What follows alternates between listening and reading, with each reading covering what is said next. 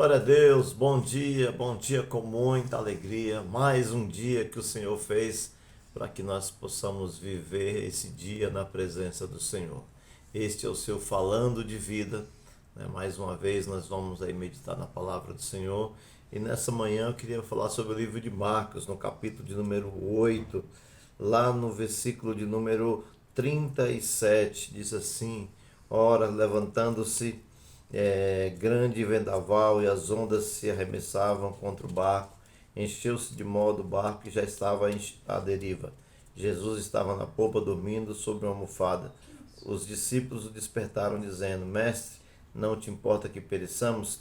Ele, despertando, repreendeu o vento e disse ao mar: Cala-te e aquieta-te. Então o vento se aquietou e houve grande bonança. Nós vemos aqui nessa passagem, né, Jesus acalmando a tempestade, Jesus acalmando ali o momento de dificuldade dos discípulos. E é o único lugar nos evangelhos onde nós encontramos uma referência de Jesus dormindo sobre uma almofada. Não há nenhum outro lugar onde cite que ele estava dormindo, somente nesse episódio. Então, o mesmo barco em que Jesus dormia é o mesmo barco onde os discípulos estão aflitos. O mesmo lugar onde Jesus descansa é o mesmo lugar onde as águas tentam invadir o barco, né, quase já indo à deriva. E aí note uma situação. Se estava molhando os discípulos, estava molhando Jesus. E aí você olha e fala: mas ele não acordou? Não, ele continuou dormindo, porque para ele ali ele tinha total controle.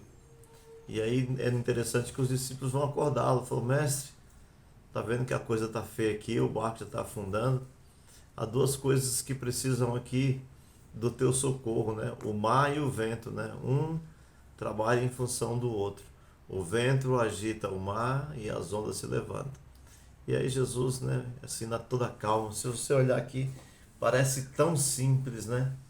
Ele se levanta, diz para o mar: quieta-te, fala para o vento: cala-te.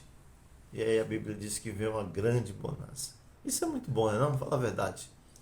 Você está no barco com alguém que resolve. Agora já imaginou um barco onde Jesus não está? A quem você vai recorrer? Um barco onde não tem o Filho de Deus? A quem você vai clamar?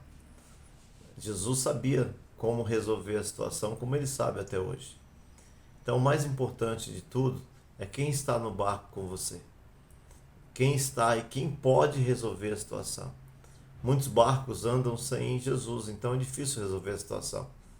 Não tem bonança. E aí, no meio da maior tempestade, quando Jesus dá duas palavras: aquieta-te e cala-te, a Bíblia diz que houve uma grande bonança, né? Olha que interessante.